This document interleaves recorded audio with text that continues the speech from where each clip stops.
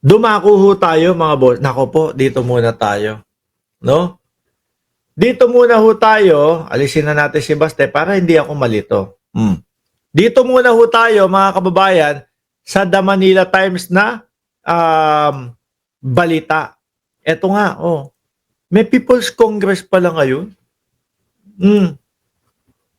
Eto pong People's Congress, mga kababayan, ako, bring him home. We stand FPRRD.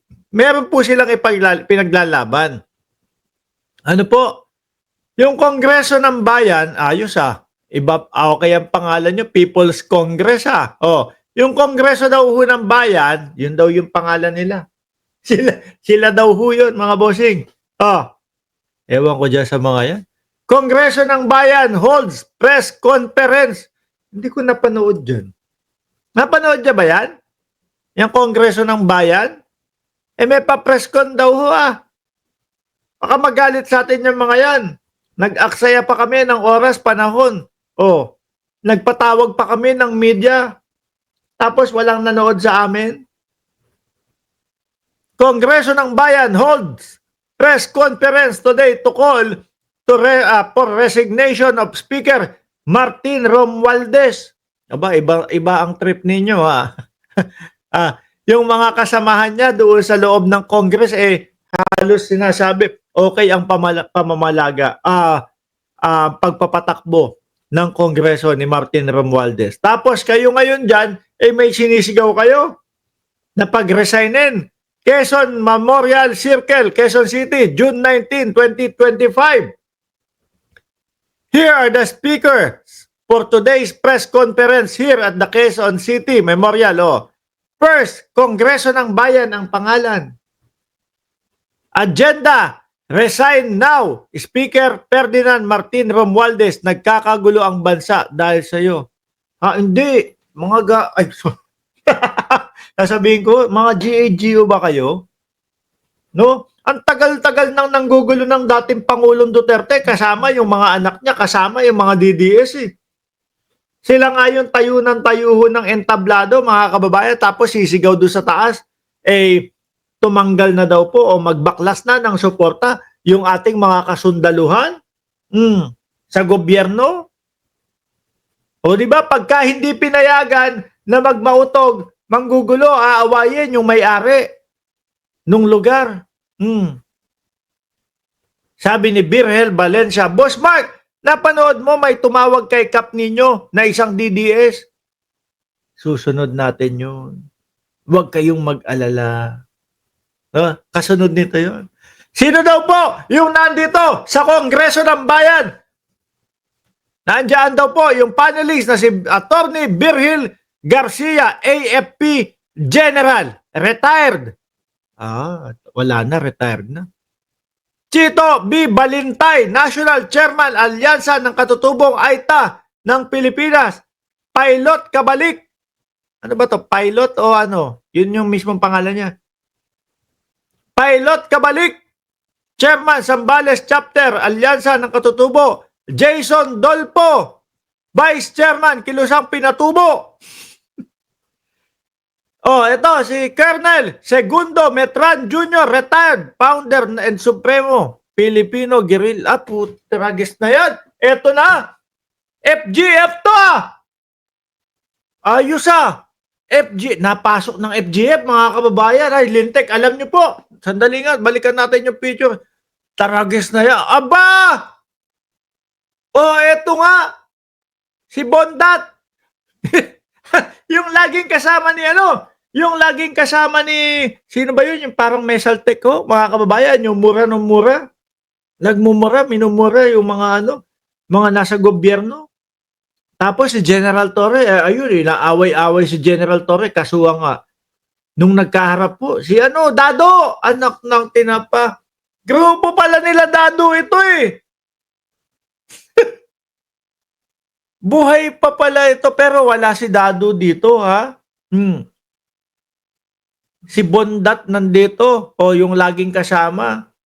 Yung nagbablog silang dalawa ni Dado, kala mo magkasiping do sa loob, sa sa kama. Nasaan na si Dado? Anak ng tinapay yun, nasaan na yun? Ang huli ko pong panood dun kay Dado, mga kababayan, pagkatapos uma-attend doon sa mga, um, kumbaga preliminary attendance nila ni General Torre, nag-ice cream vlog na lang po. Yung huling yun, o yung ice cream vlog na yun, ang nakita ko na lang kay Dado. Dado, bakit wala ka na dito? Hindi mo na sinamahan itong si Metran. Oh, ay ang ano nila, ang gagawin daw nila, pinagre-resign si Martin Romualdez. Hindi totoo, mga kababayan. Ako hindi ko talaga napanood ito. Ano, kung napanood ko to, popokusan ko ho ito, mga bossing. Bakit to? Naku, 40,000 daw. 40 million daw po. Yung FGF. No, ano ibig sabihin ng yung FGF? Ano daw ang ibig sabihin ng FGF na yan? Oh, Filipino Guerrilla Forces. 40 milyones daw ho yan, mga kababayan. Di ba, Chi? Nung hinanap ko po yung picture ng FGF, mga kababayan, 40 na mga lolo yung magkakasama ho. Sabi ko, putik na yan. Ito ba yung kasama ni Dado? Kapag ka humawak ng baril ito, nanginginig pa ho no? Baka yung mga ilang ano yan, hindi pa ako nakahawak ng baril, no? Pero siyempre bakal ho, may kabigatan yan. Sabi mo na kalahating kilo hanggang 1 kilo? Baka po iaangat lang nung lolo, nung FGF nila, gaganong-ganon pa. Sino ba bebeng-bengin natin dyan? Gumaganon. Dahil muntik na tong mga lumusob. Sabi ko nga, kung 40 milyones, itong mga ito, anak ng tinapa, pwedeng tumakbo pagka-presidente si Dado. O di ba? O kung ano man lang si Metran. Nasaan ba si Matran? Ano niya? Founder and Supremo. Hayop na yan, no? Parang ano pa, parang Andres Bonifacio pa. Anak ng tinapa tong mga to. Ang lalakas ng trip nyo. Sabi, 40 million ang FGF. Susugod na tayo. Nung nakita ko, puro lolo. Mga 80 anyos na ho yata. Yung mga kasama nila Metran. Sabi ko, dadali niya? Saklay. Wheelchair. Malamang ho, mga kababayan, tubong lugaw po yung may tindahan ng wheelchair o may tindahan ng tindahan ng mesaklay sa kanila. Bakit? Kung 40 million po yun, nako, mag-produce kayo ng 40 million na saklay. Tubuan mo ng piso kada isa. I-offer mo dito sa FGF dahil puro lolo na. May 40 milyones ka. O, di ba? Lahat yung lahat yung bibili. Di ba? Hindi na kayang humawak ng beng-beng. Ang hahawakan na lang po saklay. O, di ka na. Sumugod na tayo dun. Si Dado, nung mga huling vlog, pinapagalitan na nung misis. Kasi medyo kumalma na no? Nung nakaharap na si General Torre, medyo kalmado na si Dado pag uwi ng bahay. Nadadala po ng saltik yata, mga bossing. No? Iba na naman po ang dinadali. Bumabanat na naman. Sinigawan ng asawa sa likod. Yan ka na naman. Ganyan. Sabi ni Dado, tumigil na kayo! Nakakamiss. Tignan ko nga, sandali. Ano pangalan ni Dado doon sa kanyang channel? Ano nabalita doon? Kasi hindi, nakakamiss naman. Nakakamiss naman kasing panoorin yun. Di ba si Dado? Bigla na lang magmumura yun. Ano yung channel niya? Type natin, FGF Dado. Wala na Mista Mista. Eto, Aya si Dado. Ayan. Ano yung pangalan? Nung channel ni Dado? FGF Supremo Dado. Asan ba yun? Anak ng wala na yata yun. Burado na yata yung channel ni Dado. Filipino Guerrilla Force? Hindi. Merong pangalan yun. Yung channel niya. Pinoy Survivor. Ayan. Pinoy Survivor. Tingnan natin yung huling ano niya. Yung huling vlog ni Dado. About 12 hours. Ito. Oh. Ba't hindi kasama si Dado dito? Tropa niya to eh. Oh. At mga lumang at tanghali at hapon.